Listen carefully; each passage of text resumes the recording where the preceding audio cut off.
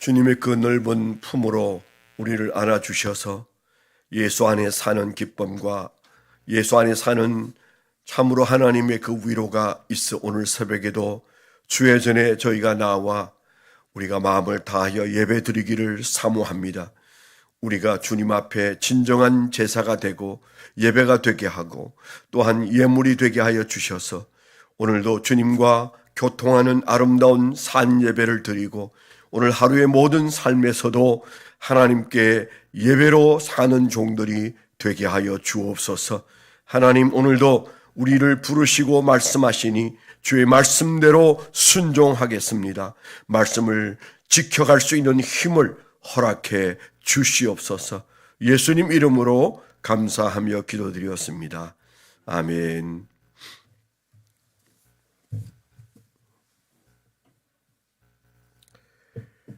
오늘 하나님께서 우리에게 주신 말씀은 여호수아서 24장 14절로 18절 말씀입니다.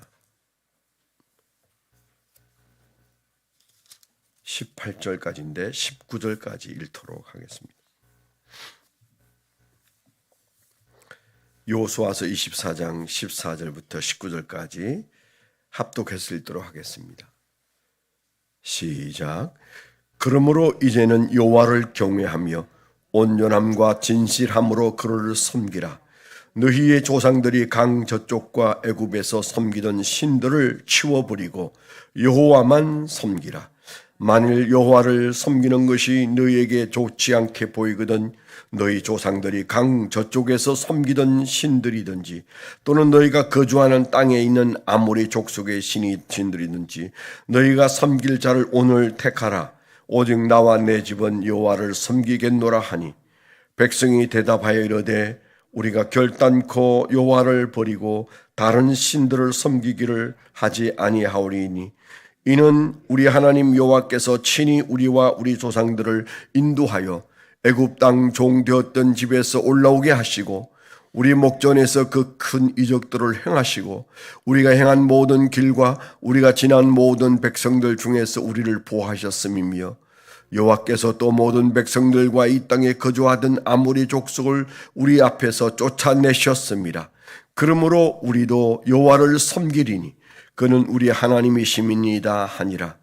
여호수아가 백성에게 이르되 너희가 여호와를 능히 섬기지 못할 것은 그는 거룩하신 하나님이시요 질투하시는 하나님이시니 너의 잘못과 죄들을 사하지 아니하실 것임이라. 아멘. 네, 오늘 말씀 19절까지 말씀을 묵상하고 적용한 제목을 한번 적어봤습니다. 질투하기까지 사랑하시는 하나님의 사랑을 소홀히 여기지 말라.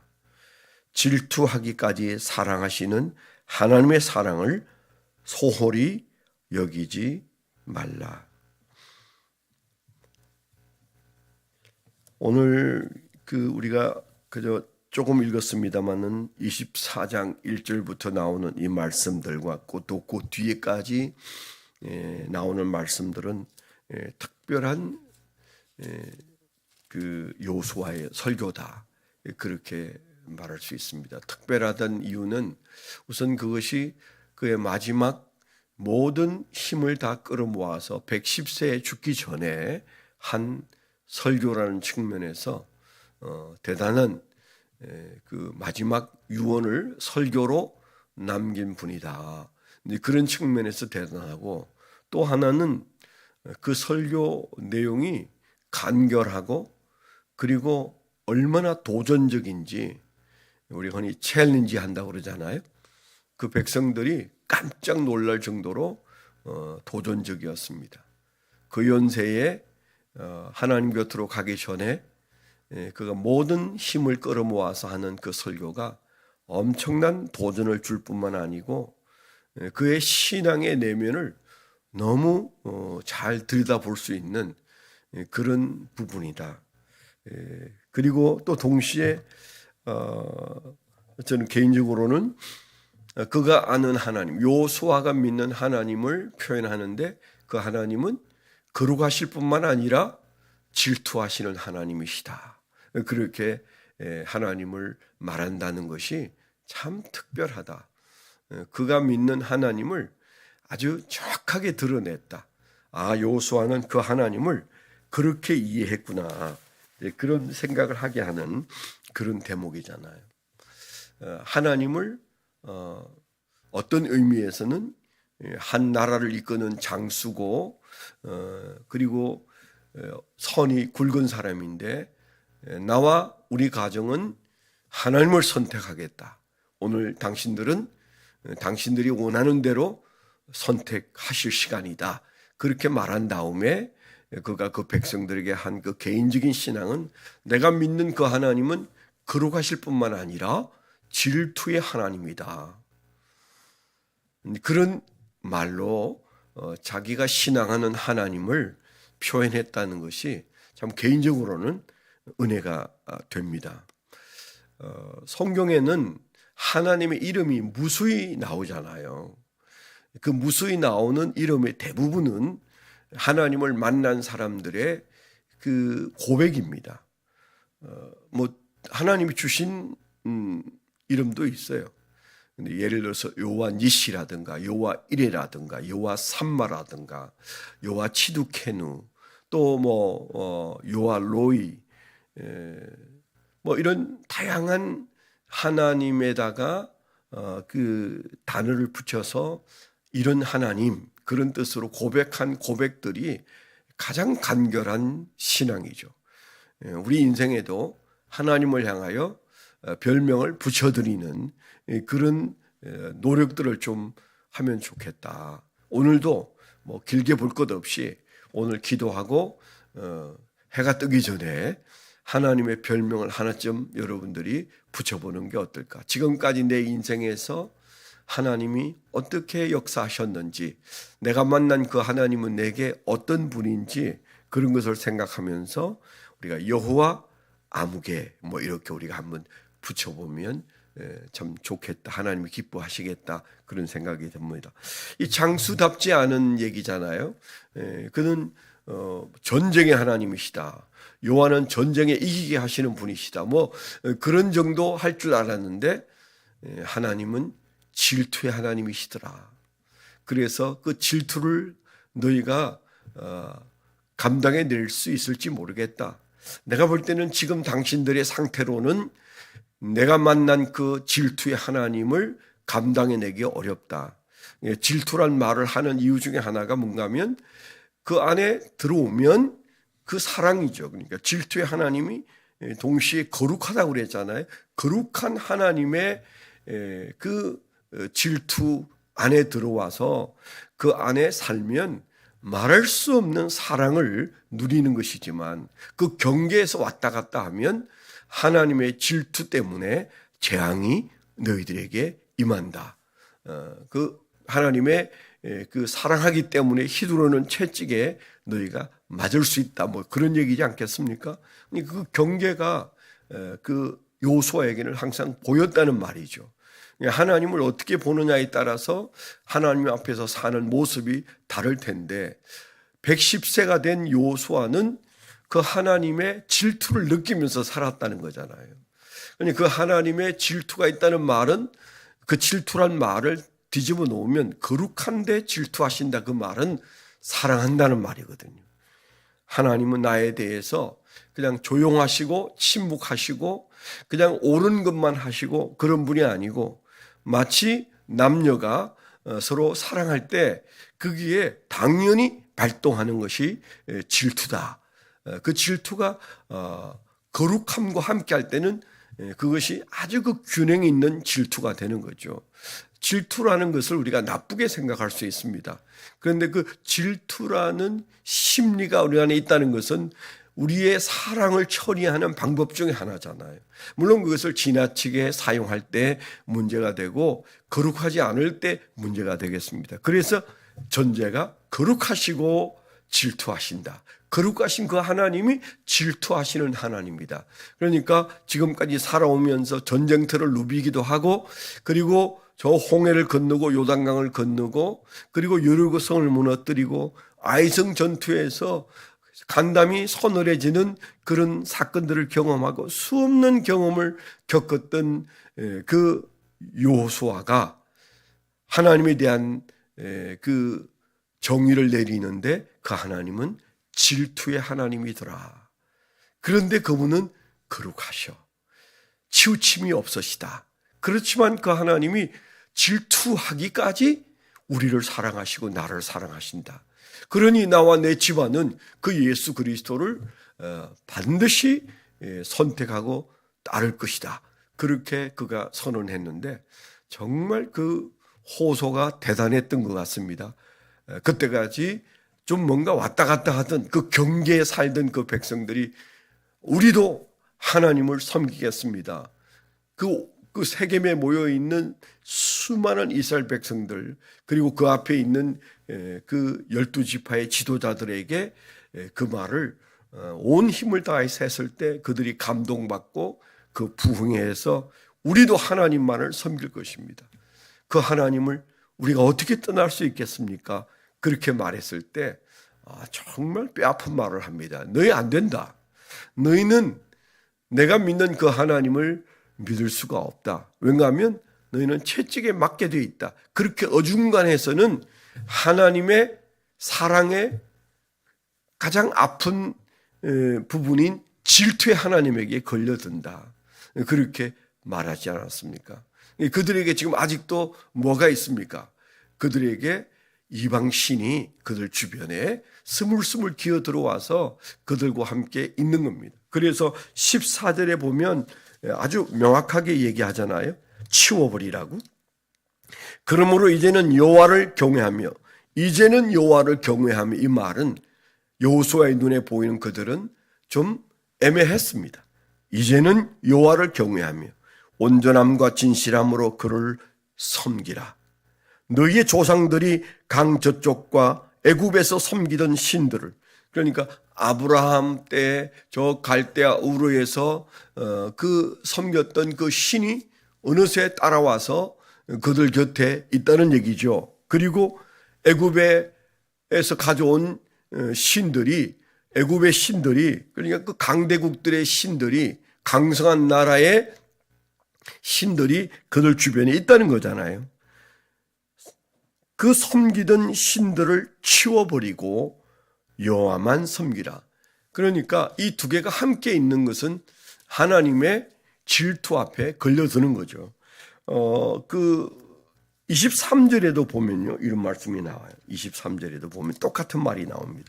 여호수아가 이르되 그러면 이제 너희 중에 있는 이방 신들을, 그러니까 우리가 하나님 섬기겠습니다 했더니 너희는 안 돼. 너희는 하나님의 질투에 걸려서 매만 맞을 거야. 이제 그런 얘기 하니까 다시 마음을 다진 다음에 23절에 하는 말이 여호수아가 이르되 그러면 이제 너희 중에 있는 이방 신들을 치워버리고, 다시 나오죠. 치워버리란 말이, 치워버리고 너희의 마음을 이스라엘의 하나님 여호와께로 향하라. 그렇게 말합니다. 이 치워버리란 말을 두 번씩이나 하고 있는 이유는 그들은 아직도 이 경계에서 왔다 갔다 하는 거예요. 그 모습을 본 하나님을 질투의 하나님으로 이해하는 여호수아가 볼 때는 저랬다가는 얻어터지기만 한다. 저랬다가는 질투의 하나님 앞에서 제대로 신앙생활 못한다. 하나님의 질투에 그 손이 들리면 그 무서운 거죠. 질투라는 것은 정말 좋은 것이지만 사랑의 반대말처럼 보이지만 사랑의 또 다른 표현이잖아요. 그런데 만일에 우리가 그 질투에 걸려들면 그건 어떤 일이 일어날지 모르는 거죠. 우리 인간 세계에서도 질투에 걸려들면 피 흘리는 일들이 막 일어나고 말할 수 없는 그런 많은 사건들이 일어나지 않습니까? 그러나 하나님은 거룩하신데 그 거룩한 하나님도 질투하신다는 이 멋있는 말. 근데 그 질투에 걸려든다는 말은 우리의 삶이 애매할 때입니다. 우리가 그 경계에서 왔다 갔다 할 때입니다. 그 경계를 완전히 넘어서서 여호와만 섬기는 것이 분명해질 때는 그 질투는 뭐예요? 한없는 사랑이고 한없는 은혜고 하나님 보고 한없는 축복이에요. 그래서 우리가 그 경계에서 사는 것을 조심해야 된다는 말씀을 거듭해서 하고 있는 거예요. 여호수아가 보았을 땐 그 백성들은 그 경계에서 살다가 그 삶의 꼴이 축복되지 못한 거죠. 그래서 마지막 설교를 하나님이 하게 하셨을 때 그는 아주 놀라운 설교를 합니다. 전반부를 보면 그는 내가 믿는 하나님은 이런 하나님이다 그렇게 말하지 않아요. 하나님의 음성으로 그가 말합니다. 마치 그 모노드라마를 하나님이 지금 현재 여호수아를 통해서 연출하듯 그 하나님이 돼가지고 하나님의 음성으로 하나님의 말투로 1인칭으로 얘기하고 있습니다. 그렇게 아주 강력하게 말하고 하나님만을 섬기라고 말하지 않습니까? 우리는 우리 자신뿐만 아니라 우리의 자녀들이 그 경계에서 사는 것이 얼마나 위험한지를 깨우쳐야 합니다. 그게 얼마나 우리를 손해나게 하는지를 알아야 되거든요. 생각해 보세요. 우리가 하나님의 사랑 안으로 속 들어와서 안겨야 되는데 그 경계에서 하나님의 질투에 걸리면 얼마나 그 삶이 고달프겠어요. 예수 안 믿는 사람보다 훨씬 고통스럽게 살 수 있다는 사실을 염두에 두고 오늘 우리는 그 선을 확실히 넘어온 완전히 치워버린 그리고 하나님만을 섬기는 여호수아의 반열에 우리가 확실히 서 있는 그런 고백이 있어야 되겠고 동시에 내 사랑하는 사람들이 그 경계에 서 있지 않은가, 그 질투에 걸려들지는 않는가 우리가 세심히 돌아보고 기도하고 권면하고 그래서 여호수아의 이 놀라운 설교가 우리 입술에 넘쳐나기를 축원합니다. 기도 제목을 함께 나누겠습니다. 올리버 블레싱에서 소개된 귀한 가정 홍영미 집사님, 그 남편 송영섭 씨 아직 믿음 안에 온전히 들어오지 못하고 과거에 교회 생활은 상당 기간 해봤던 분이신데 아직 그 마음이 활짝 열리지 않은 가운데 있습니다. 그 마음을 하나님께서 열어주셔서 가장부터 모든 가정이 믿음 안에 살 수 있는 그 소망을 이루어 주시도록 아들 민우 그리고 고3 아들 현우 하나님께서 그 자녀들을 은혜 가운데 붙잡아 주시고 믿음 위에 굳게 세워주시고 그리고 질투의 하나님 앞에서 온전히 하나님을 선택한 가정이 될 수 있도록 세계는 여전히 전쟁 중입니다. 여전히 매일 수없는 사람들이 죽어가고 두려움 속에 죽음의 공포를 갖고 살고 있습니다. 하나님 이 땅에 있는 전쟁은 거룩한 하나님의 손에 의해서만 해결될 수 있사오니 하나님께서 전쟁 마당에 함께 계시도록 여러분 기도해 주시기를 부탁드리고요. 오늘 저녁은 수요일입니다. 우리가 수요 기도에 예배를 드리는데 하나님께서 강단에서부터 흘러나오는 말씀으로 그리고 모든 예배 나오는 이들이 은혜 위에 은혜를 누릴 수 있도록 그 강단에서 여호수아의 설교가 선포되어 줄 수 있도록 기도해 주시길 바라고요.